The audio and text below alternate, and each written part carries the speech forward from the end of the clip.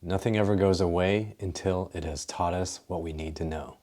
You've been trained to be ignorant, and you keep training yourself to be ignorant about the needs that your body has. It's the way doctors talk to us, it's the way we've been raised to think about our bodies, and it's a huge disservice to all of us.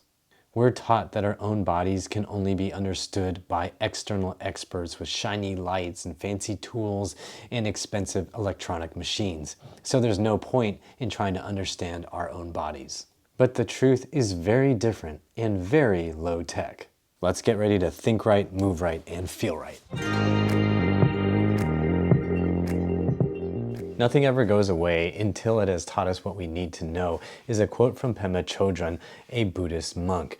This is a thought that you need to keep in mind if your body is uncomfortable and if you're trying to understand what you need to do to heal and be healthy. This idea is in stark contrast to the idea that we usually get from the society at large and from the medical industry in particular. We're often told that the key to getting better is to just wait and allow things to somehow, hopefully, reset themselves. And if they don't reset themselves, then we need to seek out experts to reset things for us because they must be badly, badly broken. But let me share some personal examples of how this wisdom actually applies and how it has played out in my own life, dealing with chronic pain in my shoulders, my back, my hips, my knees, my feet, pretty much everything. A perfect example is my shoulder. I tweaked it when I was snowboarding one day and it just felt horrible for weeks until I grabbed it out of frustration and yanked on it and made it much, much worse. Resting didn't help, icing didn't help, physical therapy didn't help, pain pills didn't help, nothing seemed to help. For years, I just tried to deal with it. I'd play hockey, I'd play tennis, I'd do all kinds of random things and the shoulder would constantly get re-injured. It wasn't until I learned how to stretch and strengthen my shoulders properly and started doing things like hanging and doing external rotation stretches that my shoulders really started to work again. And that took over a decade to really figure out. As frustrated as I got and as much as I wanted my shoulder to just magically be healed, nothing made it heal until I learned how to fix it myself. I suffered with that shoulder impingement for years, and you might be thinking, why not just get the surgery to fix it? And the answer is, I watched other people get shoulder surgeries and saw just how poorly they turned out. And by the way, the science on those surgeries actually shows they're just not good. And if you want to learn how to do some exercises that'll help you with your shoulder impingement, then check out the links in the description box after you finish this video.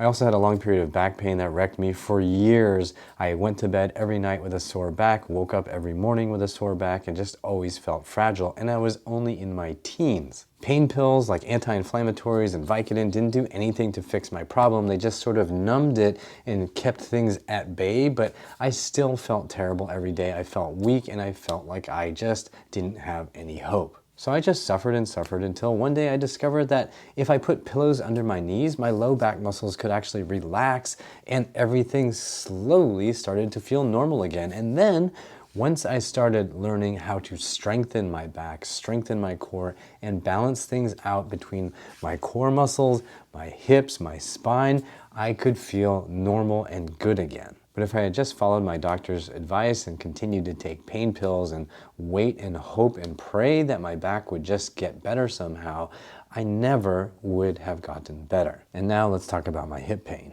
One quick second, I want to say a huge thanks to Susan and Michelle for becoming $23 a month Patreon supporters. Thank you so much for making videos like this possible. And also a big thanks to John for becoming a super supporter at $10 a month. I really appreciate it. If you want to support me too, go to patreon.com/uprighthealth to help me make more videos like this to help you. And if you haven't already, go to uprighthealth.com/newsletter so that we stay connected no matter what happens on the internet. Because you never know when the algorithm or the sensors will turn against you.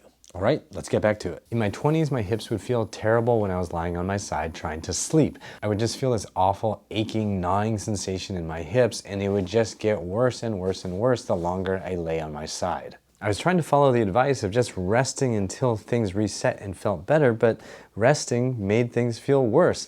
Napping, lying in bed, sitting on a chair, sitting on the couch, all those things made my hips feel worse and worse and weaker and less stable. It wasn't until I started strengthening my hip muscles and learning how to wake up those dormant muscles that my hips actually started to feel better when I tried to sleep.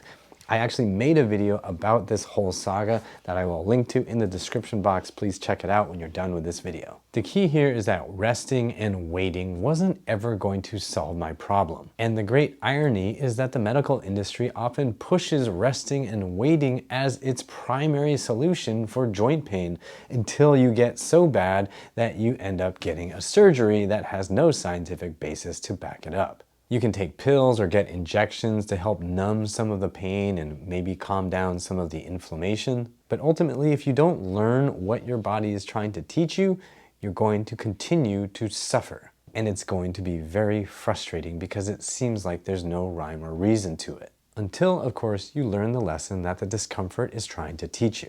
Then it all makes sense. Which is why I say don't get caught in rips, rest, ice, injections, pills, and surgery. None of these are good long-term solutions when you have chronic joint pain. If you've been in a catastrophic accident and you've managed to sever a ligament, a tendon, or destroy a muscle, then maybe you need surgery to fix something. But to try to fix chronic joint pain, orthopedic surgeries rarely ever pan out. Multiple kinds of orthopedic surgeries have been shown in scientific studies to be no better than fake, sham, placebo surgeries. But the real surgeries have real downside risks like infections, nerve damage, scarring, etc., etc. And once that damage is done, it's pretty much permanent. So it's something you have to keep in mind. There's no undo button.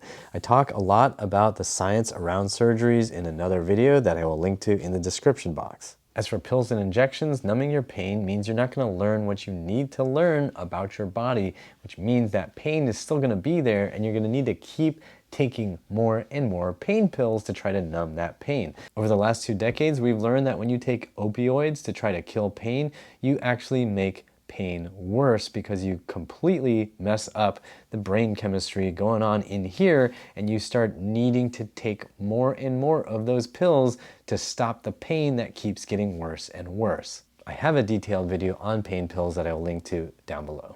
So again, nothing ever goes away until it has taught us what we need to know. Remember that, work with it, be patient, and you will learn a lot on your journey. And let me know what you learned from this video and what you learn along the way by dropping me a comment down below. To rebuild your body at home, go to uprighthealth.com/DIY and find a program that'll work for you. More free videos to help you feel right here. Like, share, subscribe, support me on Patreon at patreon.com/uprighthealth. And as always, I hope you remember that pain sucks. Life shouldn't.